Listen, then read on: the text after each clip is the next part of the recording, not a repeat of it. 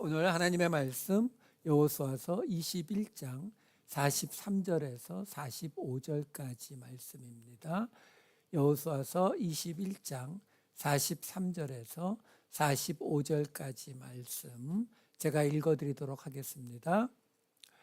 여호와께서 이스라엘의 조상들에게 맹세하사 주리라 하신 온 땅을 이와 같이 이스라엘에게 다 주셨으므로 그들이 그것을 차지하여 거기에 거주하였으니 여호와께서 그들의 주위에 안식을 주셨으되 그 조상들에게 맹세하신 대로 하셨으므로 그들의 모든 원수들 중에 그들과 맞선 자가 하나도 없었으니 이는 여호와께서 그들의 모든 원수들을 그들의 손에 넘겨주셨음이니라. 여호와께서 이스라엘 족속에게 말씀하신 선한 말씀이 하나도 남음이 없이 다 응하였더라. 아멘. 우리는 지난주까지 이 약속의 땅에 들어간 이스라엘 백성들이 땅을 분배받는 이야기를 살펴보았어요. 요단 동편에서 2지파 반, 요단 서편에서 9지파 반, 그리고 나서 지난주 레위 지파까지 이 모든 땅을 분배받는 이야기가 다 끝납니다. 다 끝나고 지금 오늘 이야기, 오늘 본문은 그 레위 지파까지 끝나고 난 뒤에 맨 끝에 붙어 있는 구절이에요. 이제 이 이야기가 끝나고 나면 이제 남는 것은 요단 동편에서 온 2지파 반, 루벤, 갓, 므낫세 반 지파를 돌려보내는 사건, 그리고 여호수아의 유언, 이걸로 여호수아서가 끝나요. 자, 그런데 우리가 이 여호수아서 전체를 다시 돌아보게 되면 1장부터 12장까지가 바로 그 요단강 앞에 와서 거기서부터 있었던 이제 요단강에 건너오고 그 다음에 그 이후에 있었던 일들이에요. 우리가 잘 아는 뭐 여리고성, 아이성 뭐 이런 여러 가지 사건들이 벌어지는 곳이에요. 거기에 비하면 지금 13장부터 오늘 본문이 있는 21장까지 길이가 만만치 않습니다. 이 이야기는 전체가 다 그 약속의 땅에 어느 성읍을 어느 지파가 가졌다는 이 분배에 관한 이야기예요. 자, 그렇다면 우리가 이런 거 한번 생각해 볼 필요가 있어요. 무슨 이야기냐면 민수기를 우리가 읽다가 보면은 민수기 안에는 12지파의 뭐 두령이 누구고 뭐 제사를 드릴 때 어쨌다 첫 번째, 두 번째, 세 번째, 12번째까지 같은 이야기를 반복하는 이야기가 계속 나오거든요. 그러면 그 이야기들이 그냥 단순히 그런 일이 있었다라는 것을 말해주기 위해서 쓰여졌겠느냐라는 거죠. 아니라는 거거든요. 마찬가지예요. 이 여호수아서에서도 단순히 그렇게 땅을 이렇게 12지파에게 나누어 주었고 그들에게 주어진 땅이 여기 이거 말해주느라고 이 이야기를 다 쓰고 있는 것만은 아니다라는 거죠. 왜? 그 당시에 지금처럼 이렇게 종이가 흔하던 때가 아니에요. 이 당시에 이 책들이 쓰여졌을 때에 두루마리로 쓰여졌을 텐데 크기가 이만하고 이렇게 두껍습니다. 그것이 양피지든 아니면 갈대를 만드는 파피루스든 어느 쪽이든 굉장히 쓰기가 어려운 상태예요. 그런 속에서 이 같은 이야기를 우리가 볼 땐 같은 이야기 반복이잖아요. 12지파 하나하나 그 받은 땅 지역을 일일이 다 언급하는 것이 우리가 보기에는 그렇게 중요해 보이지 않죠. 사실 설교자 입장에서 설교할 내용도 없어요. 뭐 여기저기 다 주었다라는데 거기다 무슨 이야기가 나오겠어요. 하지만 이 이야기들이 그 당시 이스라엘 백성들에게는 어떤 의미로 와요?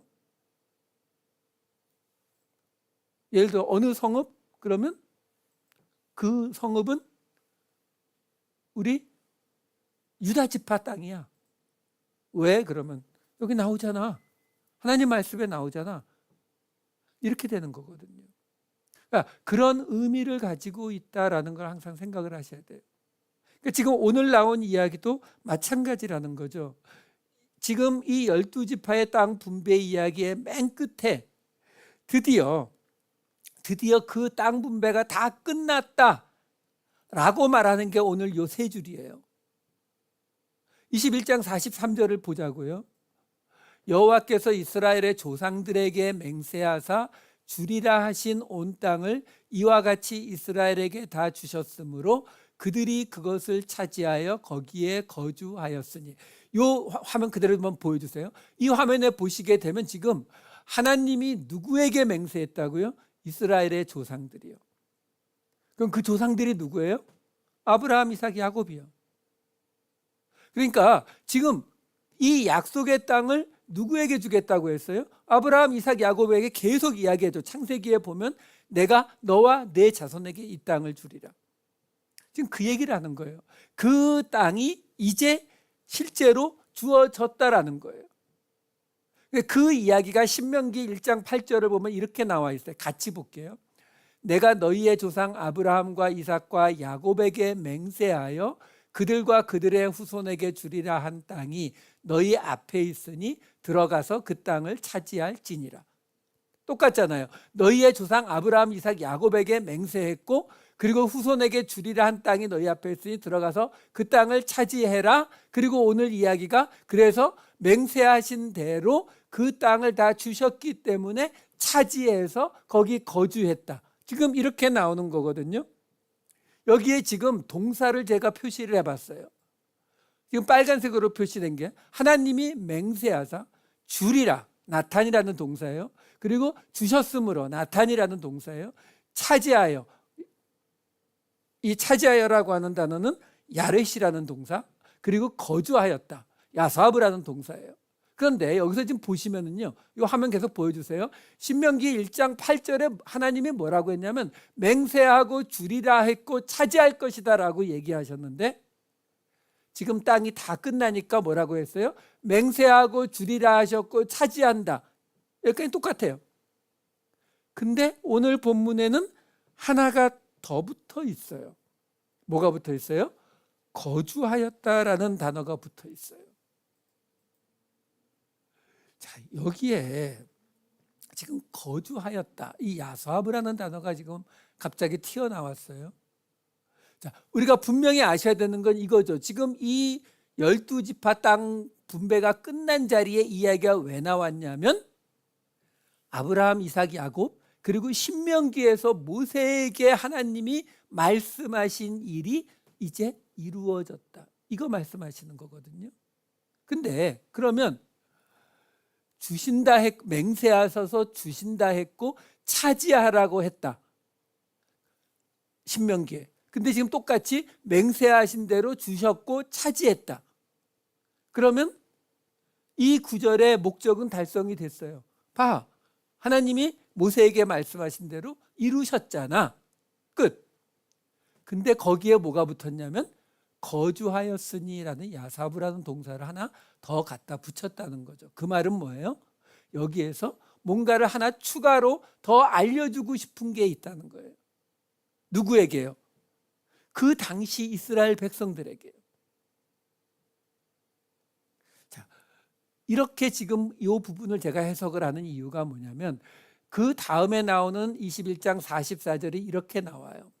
여호와께서 그들의 주위에 안식을 주셨으되 그 조상들에게 맹세하신 대로 하셨으므로 그들의 모든 원수들 중에 그들과 맞선 자가 하나도 없었으니 이는 여호와께서 그들의 모든 원수들을 그들의 손에 넘겨주었음이니라. 자, 여기서 하나님께서 이스라엘 백성들의 주변에 안식을 주셨다라는 이야기가 나옵니다. 여기 안식이라고 하는 이 단어가 누아흐라는 단어예요. 이 단어는 쉬다, 휴식하다의 뜻이 있으니까 안식이라는 뜻이 맞아요. 자, 그런데 문제가 있어요. 지금 요 21장 44절 잠깐만 다시 보여주세요. 지금 요 맨 위에 보시면은 안식을 주셨는데 그 안식을 주신 것도 조상들에게 맹세하신 대로 하셨다는 거예요. 자, 이스라엘의 조상들이 누구라고 했어요? 아브라함, 이삭, 야곱이요. 그러면 아브라함, 이삭, 야곱에게 하나님이 내가 그 약속의 땅, 아브라함, 이삭, 야곱은 그 자리에 살았던 거죠. 약속의 땅 그 자리에. 그 약속의 땅에서 내가 너와 내 자손에게 이 땅을 주리라, 나중에 네가 여기서 안식을 누리리라, 이런 말을 한 적이 있느냐? 없어요. 이게 문제예요. 왜 그러냐면 지금 하나님이 안식, 여기 지금 누아흐라는 단어를 말씀드렸는데 여기서 노아의 이름이 나와요. 안식. 이 누아흐라고 하는 이 단어는 쉬다, 휴식하다의 뜻, 안식이라는 뜻도 있지만 쉴 때 어떻게 쉬어요? 누워서. 눕다의 뜻도 있고요. 눕기 때문에 정착하다, 그리고 거주하다의 뜻도 있어요. 자, 히브리어 중에 안식이라고 하는 단어로 더 유명한 단어가 바로 안식일 할 때 나오는 사바트라는 단어예요. 이 단어도 이 누아흐보다도 훨씬 더 많이 나오는데 문제는 뭐냐면 사바트도 이 누아흐도 창세기에는 거의 나오지 않아요. 사바트가 3번, 누아흐가 1번 나오는데 둘 다 안식이나 휴식의 의미로 사용되지 않았어요. 그러니까 그 말은 뭐냐면 지금 오늘 여호수아서 21장 44절에 나오는 것처럼 하나님이 그들의 주위에 안식을 주신 것이 조상들에게 맹세하신 것이라고 나오는데 창세기에는 그런 말이 없다라는 거예요. 그러면 결국 우리는 이 누아흐라는 이 단어를 안식, 휴식이라는 단어로 번역하는 것을 포기해야죠. 왜? 그런 말 한 적이 없거든요. 그러면 이 단어에 갖고 있는 다른 뜻이 있다 그랬잖아요. 정착하다, 거주하다. 그럼 무슨 말이에요? 왜? 하나님이 무슨 말을 하셨어요? 아브라함이나 이삭, 야곱에게 내가 이 땅을 너와 내 자손에게 주어서 그들이 이 땅에서 많은 민족을 이룰 것이다, 이 이야기는 하셨거든요. 우리가 신명기에 보면은 안식을 주셨다라는 말이 나오기는 해요. 신명기 12장 10절하고 25장 19절을 잠깐 보여드릴게요. 여기 보면 너희가 요단을 건너 너희 하나님 여호와께서 너희에게 기업으로 주시는 땅에 거주하게 될 때 여호와께서 너희에게 너희 주위의 모든 대적을 이기게 하시고 너희에게 안식을 주사 너희를 평안히 거주하게 하실 때에, 이렇게 나오잖아요. 그리고 25장도 마찬가지인데 문제는 여기에 안식을 주신다고 나오는 이 누아흐라는 단어는 여기서는 안식으로 해석하는 게 맞아요. 휴식이라고. 근데 문제는 이거는 누구에게 하신 말씀이에요? 신명기잖아요. 모세. 모세는 이스라엘의 조상이라고 불리지 않죠. 왜? 지금 이 여호수아가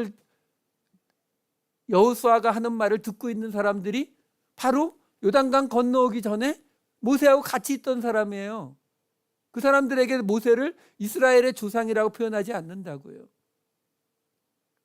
그러면 지금 하나님께서 조상들에게 맹세하셔서 내가 그 땅에 거주하게 될 때, 이렇게 해석을 하는 게 맞다는 거예요. 그래서 아까 거주하다, 이 야사브 신명기 1장 8절에 나왔던 하나님이 주리라 맹세하신 것을 차지하라고 한 것처럼 그대로 맹세하신 그 땅을 주셨고 차지했다, 여기까지 똑같은데 하나, 거주하였으니라는 말을 집어넣은 이유가 뭐냐면 바로 이 다음에 나오는 44절에 너희가 그 땅, 하나님이 맹세하신 대로 그 땅에 거주하게 되었을 때, 이렇게 보셔야 된다고요. 44절을. 그러니까 이게 지금 뭘 뜻하는 거냐면요, 쉽게 말하면 하나님이 그 땅을 주리라 한 땅을 가서 차지하라 그랬잖아요. 그래서 지금 이 여호수아서에서 그 땅에 들어가서 차지했다는 거예요. 그래서 땅을 다 나눠줬다. 그게 끝난 얘기거든요. 지금 그 끝나는 자리에 지금 무슨 이야기를 덧붙여 놓고 있냐면 그 땅을 나누어 줬는데 그 땅을 우리식으로 말하면 땅을 사가지고 내 소유권, 내 이름으로 등기를 하고 근데 거기 살지는 않고 나는 저쪽 LA 살면서 샌디에고에 집 사서 렌트 준다. 이게 아니라 그 땅에 들어가서 차지해서 그 땅에 거주한단 말이에요. 그게 그 말 아닌가요? 아니 하나님이 주신 대로 들어가서 그 땅 차지했다는 게 거기 거주한단 말이지 정착한단 말이지 뭐 다른 말이 아니잖아요. 다른 말이에요. 왜요? 우리에게는 다른 말이 아니죠. 당연히 거기 들어가서 땅을 분배받았고 그 분배받은 땅 각 지파별로 들어갔으면 거기 거주하는 게 당연한 거 아니에요? 이 사람들에게는 그렇지 않죠. 왜? 이 지역 사람들은 특히 이스라엘 이 가나안 땅은 농사 지으면서 유목하는 지역이에요. 그럼 그 사람들에게 농사와 유목과 어느 쪽이 더 비중이 컸을까요? 유목이에요. 왜? 여기는 지금 이스라엘을 가보시면은 아주 초록빛이 반짝 깔려있는 그런 이 농지들이 많은데 그거는 아주 최근에 생긴 거고 물을 끌어다가 옛날에는 농사 지을 수 있는 땅은 굉장히 작은 대부분의 땅은 그렇게 넉넉하지 않기 때문에 가축을 기르는 것이 그들의 주 산업이라고요. 그런데 우리나라처럼 한국처럼 습기가 많고 여름에 풀이 잘 자라면 가축을 안전하게 두고 풀을 베어다가 가서 먹이면 되는데 여기는 그게 안 되기 때문에 가축을 끌고 나가야 돼요. 얼마 없는 조그만 그 풀들을 가축들이 양이나 염소들이 뜯어먹게 해줘야 되거든요. 이게 유목민의 삶이에요. 자, 이렇게 생각하시면 돼요. 본래 유목민으로 살아왔던 그 이스라엘 백성들에게 하나님이 약속의 땅을 주셨어요. 12지파별로 다 나누어서 너희는 여기 너희는 여기 다 주었다고요. 그러면 그 사람들이 거기에 머무를까요? 안 머무를까요? 안 머무르죠. 왜? 중요한 게 뭔데요? 내 가축에게 먹일 풀, 내 가축에게 먹일 물이 있어야 된다고요. 근데 풀이 한 군데 딱 데리고 가면 거기서 1년 내내 먹일 수 있어요? 아니죠. 여기는 그렇게 풀이 넉넉한, 여기 캘리포니아하고 거의 비슷하다고 보시면 돼요. 기후가. 그러니까 한 곳에 가서 풀 뜯기고 풀 다 먹으면 저쪽으로 또 풀 있는 곳 찾아 돌아다니는 게 유목민이에요. 그러니까 이 생활 습관을 가진 이 사람들에게 하나님이 각 지파별로 땅을 주면 무슨 일이 벌어져요? 내 양들 500마리 있는데 지금 여기서 풀 뜯기고 여기서 물 먹였는데 풀 떨어지고 물 떨어졌어요. 근데 저기는 우리는 지금 여기 시므온 지파인데 저기는 갓 지파 땅인데 거기에는 물이 있고 풀이 있어요. 가요 안 가요? 간다고요. 지금 그것 때문에 이 이야기를 하는 거예요. 왜? 12지파에게 땅을 나눠줬는데 여러분 이 중동지방 이 유목민들에게 이 생활 습관 중에 우리한테 잘 알려져 있는 게 뭐냐면 나그네를 대접하는 거예요. 나그네 대접 안 하는 건 진짜 이건 무슨 정말 욕먹을 짓이거든요. 근데 왜 나그네를 대접하느냐? 서로 다 떠돌아다니기 때문에 만나는 사람은 둘 중에 하나예요. 내 적이거나 아니거나. 이것부터 판단해야 되거든요. 우리 같이 농촌 이 전라도나 경상도 한 시골에서 그냥 평생 살아가는 그런 사람들이 아니라고. 계속 돌아다니는 사람들이거든요. 그러면 그 사람들이 가축을 이끌고 돌아다니다가 서로 만나면 어떻게 돼요? 싸운다니까요. 그래서 우리가 신약에도 보면 그 이야기를 하잖아요. 히브리서 11장 9절 뭐라고 나와요? 제가 9절인데 19절을 나왔네요. 제가 9절 읽어드릴게요. 믿음으로 그가 이방의 땅에 있는 것 같이 약속의 땅에 거류하여 동일한 약속을 유업으로 함께 받은 이삭 및 야곱과 더불어 장막에 거하였으니. 아브라함, 이삭, 야곱이 장막에 거했대잖아요. 왜? 계속 움직였다는 거예요. 가축을 길러야 되니까. 이게 이 사람들의 모습이거든요. 그래서 실제로 성경에 보면은 아주 초기부터 이거 부딪히는 얘기부터 나와요. 어디에? 아브라함과 롯 이야기에 나오잖아요. 창세기 13장 7절과 9절. 아브라함의 가축의 목자와 롯의 가축의 목자가 서로 다투고 또 가나안 사람과 브리스 사람도 그 땅에 거주하였는지라. 그래서 아브라함이 땅 나누자 그래갖고 내 앞에 온 땅이 있지 아니하냐, 나를 떠나가라. 내가 좌하면 나는 우하고 내가 우하면 나는 좌하리라. 이거 안 하면 싸운다니까요. 그래서 야곱이, 창세기에 보면 야곱이 외삼촌 라반의 집에서 도망갔다가 라반이 쫓아왔을 때 이야기가 그래도 잘 돼서 싸우지 않고 끝낼 수 있게 됐잖아요. 그때 어떤 모습을 하게 되냐면 창세기 31장 45에서 48절 보시면은 이에 야곱이 돌을 가져다가 기둥으로 세우고 또 그 형제들에게 돌을 모으라 하니 그들이 돌을 가져다가 무더기를 이루매 무리가 거기 무더기 곁에서 먹고 라반은 그것을 여갈사하두다라 불렀고 야곱은 그것을 갈르엣이라 불렀으니 라반의 말에 오늘 이 무더기가 너와 나 사이에 증거가 된다 하였으므로 그 이름을 갈르엣이라 불렀으며, 그리고 이어지는 51, 52절에 이렇게 이어져요. 라반이 또 야곱에게 이르되 내가 나와 너 사이에 둔 이 무더기를 보라. 또 이 기둥을 보라. 이 무더기가 증거가 되고 이 기둥이 증거가 되나니 내가 이 무더기를 넘어 내게로 가서 해하지 않을 것이요 내가 이 무더기 이 기둥을 넘어 내게로 와서 해하지 아니할 것이라. 여기도 벌써 나오잖아요. 그러니까 여기서는 지금 아브라함과 롯은 그냥 야 너 저쪽 가 나온 이쪽 갈게 이렇게 해서 싸우는 걸 막았다면 야곱과 라반은 경계표를 세우는 거죠. 돌무더기를 세워놓고 자 이거 서로 넘어가서 싸우지 말자. 이게 서로 무슨 자기 사위잖아요. 사위. 근데 왜 그러냐면 아까 아브라함과 롯의 목자들처럼 가축을 끌고 풀과 물을 먹이려다 보면은 싸울 수밖에 없거든요. 이게 이제 다음 주에 볼 이 여호수아서에도 이 이야기가 나오는데 그 이야기는 다음 주에 볼게요. 오늘 보려고 했는데 오늘은 안 볼게요. 뭐냐면 요단 동편으로 가 있는 두 지파 반이 요단 서편에 제단을 쌓는 바람에 터지는 사고가 22장에 나오거든요. 그 이야기가 바로 이 이야기의 연결이에요. 서로의 경계 때문에 나오는 이야기거든요.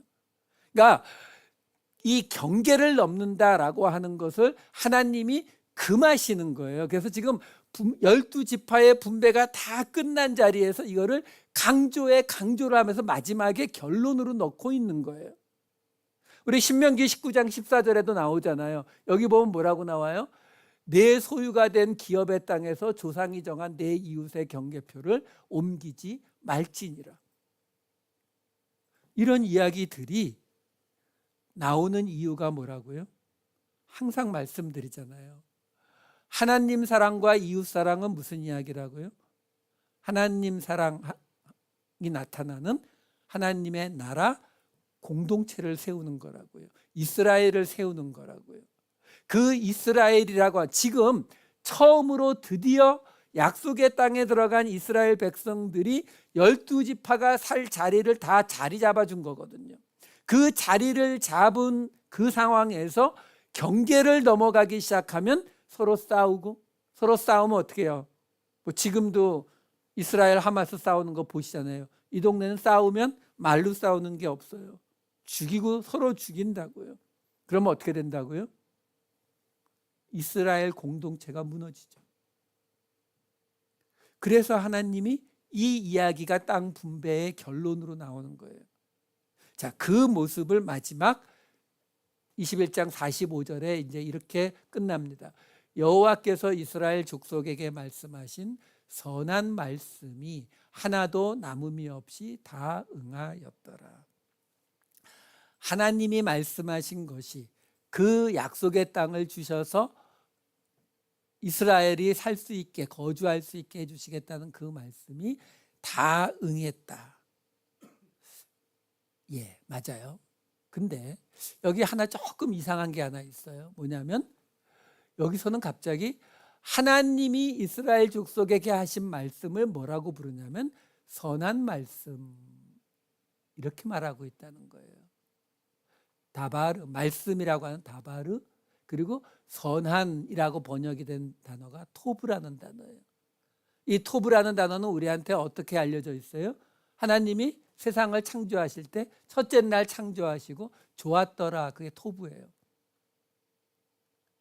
자, 예전에 지난 1월 달에 제가 설교를, 주일 설교에 아가도스와 로마서를 가지고 아가도스와 칼로스라는 설교를 했었어요.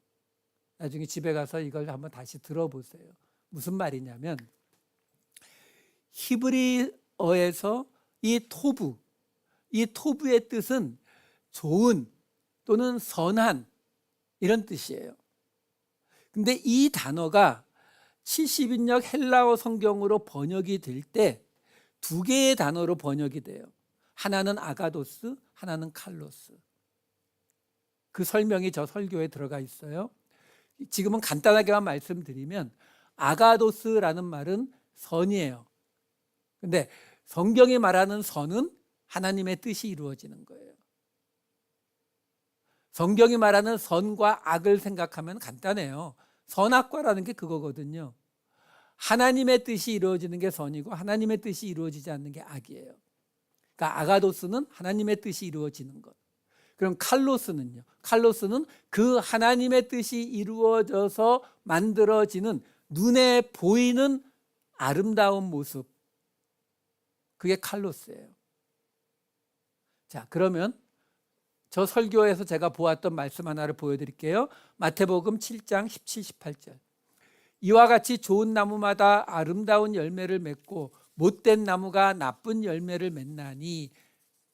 자, 이거만 볼게요. 여기 지금 좋은 나무라고 되어 있는데 이게 아가도스예요. 좋은.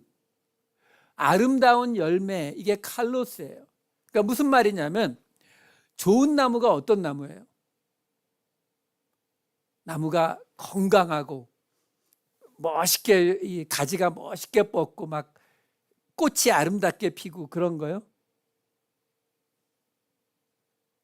그거는 내 생각이고, 좋은 나무는 나무 주인의 마음에 드는 나무가 좋은 나무죠. 그 나무가 우리 집 뒤뜰에 심어져 있으면은 그늘을 펼칠 수 있을 만큼 큰 나무가 되는 나무가 좋은 나무고, 과수원에 심어져 있는 나무는 열매를 많이 맺는 게 좋은 나무죠. 아까 말씀드렸잖아요. 아가도스는 하나님의 뜻이 이루어지는 거라고요. 그러니까 좋은 나무는 그 주인의 뜻이 이루어지는 나무라고요. 그래서 좋은 나무는 아가도스로 나오는 거예요. 근데 그 나무가 맺은 열매, 탐스럽고 보기 좋고 맛있게 생긴, 그건 뭐예요? 칼로스예요. 그러니까 이 마태복음 7장 17절을 만약에 우리가 히브리어로 다시 번역을 한다면 좋은 나무도 토부, 아름다움도 토부가 된단 말이에요. 자, 제가 왜 이 설명을 드리냐면 지금 이 12지파의 땅 분배가 끝나는 마지막 절에서 뭐라고 했냐면 하나님의 선한 말씀이 다 응했다라는 거예요. 그럼 여기서 말하는 선한이 과연 뭐겠냐는 거예요. 여기서 나오는 선한은 토부로 번역이 되어 있는데 이게 헬라어 성경에 아가도스로 번역이 됐다면 우리는 이 선한이 우리의 구원을 이루시는 하나님의 뜻이 이루어졌다는 뜻으로 해석하면 돼요. 근데 만약에 칼로스로 이루어졌다면 눈에 보이는 아름다운 모습, 그 하나님의 뜻이 이루어진 아름다운 모습이 나타난 것을 이야기하는 거라고요. 그러면 지금 12지파에게 땅을 실제로 다 분배가 끝난 장면에서 마지막으로 하나님의 선한 뜻이 이루어졌다라고 했으면 아가도스겠어요? 칼로스겠어요? 아가도스. 아니야, 죄송해요. 칼로스라고요. 왜? 이제 12지파에게 하나님이 내가 너희에게 이 땅을 주겠다가 아니라 실제로 줘서 이스라엘 백성들이 그곳에 지금 다 들어갔잖아요. 그러니까 눈에 보이는 하나님의 나라가 세워졌다고요. 그러니까 아름다운 열매가 맺은 거예요. 그러니까 이게 70인역 성경을 보면 칼로스로 번역이 된 단어다라는 거예요. 자, 문제는 이 45절 가능하면 다시 한 번만 보여주세요. 자, 여기서 하나님이 말씀하신 선한 말씀, 이스라엘이 12지파로서 이제 하나님의 나라로서 처음 나타났으니까 선한 말씀이 칼로스 레마, 선한 말씀이 이루어졌다는 걸 알겠어요. 자, 문제는 뭐냐면 그 앞에 이스라엘 족속에게 말씀하신이라고 나온다는 거예요. 아까는 누구에게 말씀하신요? 이스라엘 조상에게, 아브라함, 이삭, 야곱에게.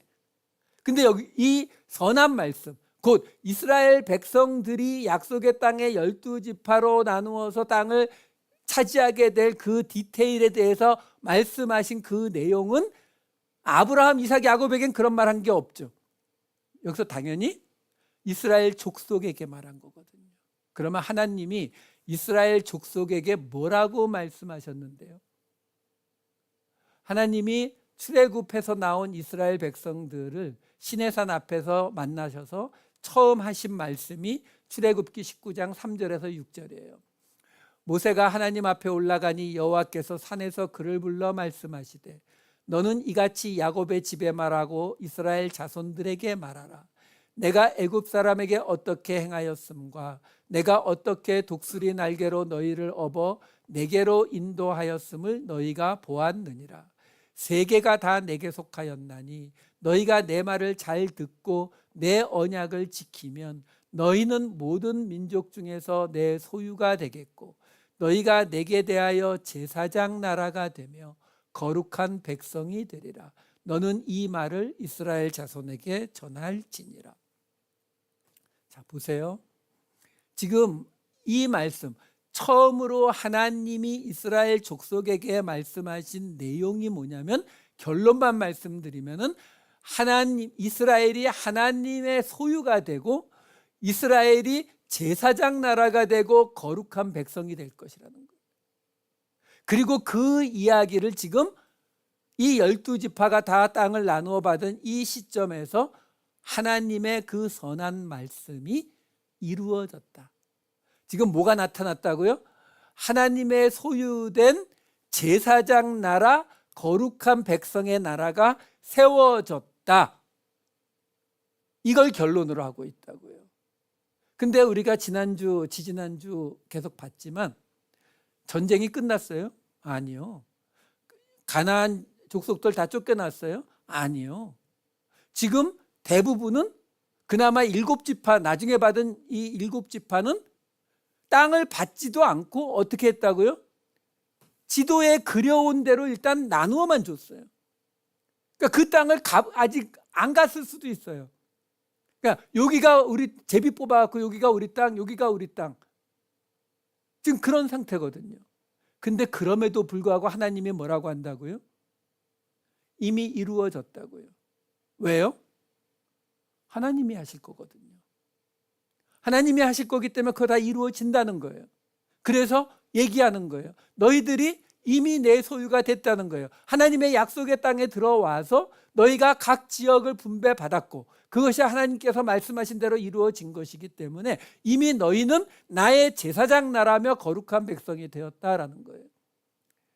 여러분, 이 이야기가 지금 사실 여호수아서 결론이거든요. 마지막 결론이에요. 그 정복 땅에 들어가서 정복 전쟁을 벌이는 그 모든 걸 통해서 하나님이 뭘 만드셨다고요? 이스라엘 나라라는 공동체, 하나님의 처소, 하나님이 거하실 성전을 만든 거죠.